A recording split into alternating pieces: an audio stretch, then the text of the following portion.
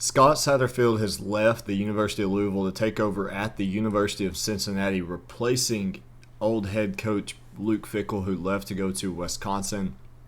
I think it was only a matter of time before Satterfield got out. I think he was on the hot seat, and honestly, I think if he didn't leave on his own terms, he probably would have ended up being fired towards the end of next year. I think Neil Brown's another name to look out for potential moving so that he can avoid the hot seat and look for a fresh start somewhere outside of West Virginia. But getting into this Louisville move and what I think of Scott Satterfield, I don't think he's a bad coach. I think Louisville, ever since Lamar was there, was a middle of the pack ACC team. Let's see, in 2022 they go 7-5. 2021 it was 6-7, 4-7 in 2020, 8-5 in 2019. I mean, he's barely even above 500 as a head coach. They're known for their offense. They're known for their quarterback play.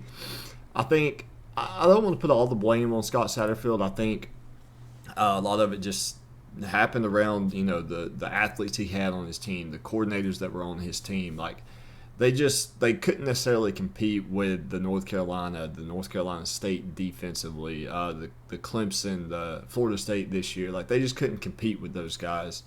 I think Florida State beat them with their backup quarterback in that game on Friday night. So Satterfield was due for a fresh start. Like I said, 4 mediocre seasons, 1 above average season. It was time for him to move on. And I think Cincinnati is a good place for him. He gets out of the ACC. Cincinnati's going to the Big 12. And Satterfield's basically moving up a state, so he don't have to really relocate geographically or anything like that. He kind of gets to stay in the Midwest, if you will, and really just try to galvanize what Luke Fickell has at Cincinnati. He's got a lot of good players on that team. If I'm Scott Satterfield, I'm looking for a way to keep those players on my team and keep them from transferring to Wisconsin. If you look at his recruiting classes at Louisville, they're currently ranked number 19. He's got 5-star running back Ruben Owens from El Campo, Texas, who I would like to see if he can try to pull him to Cincinnati, especially with them going to the Big 12. He's got DeAndre Moore from St. John Bosco. He's got Aaron Williams, Pierce Clarkson, another St. John Bosco guy who's a 4-star quarterback. He's got, this is 1, 2, 3, 4, 5, 6, 7 4-stars and 1 5-star on this recruiting class, and there's only 14 commits for 2023. Let's go back to 2022. 35th overall, 16th in the transfer portal, 2021, 41st overall, 22nd in the transfer portal, and then 2020 he was 44th overall. So Satterfield can recruit, and if he can recruit at Louisville, I think he's going to be able to recruit at Cincinnati as well, especially with Cincinnati going to the Big 12.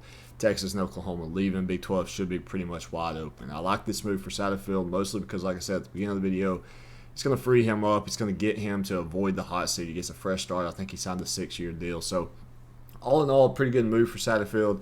Let me know in the comment section how you guys see this move panning out. And hit that subscribe button because there's going to be lots of portal and coaching moves content coming out over the next couple of days.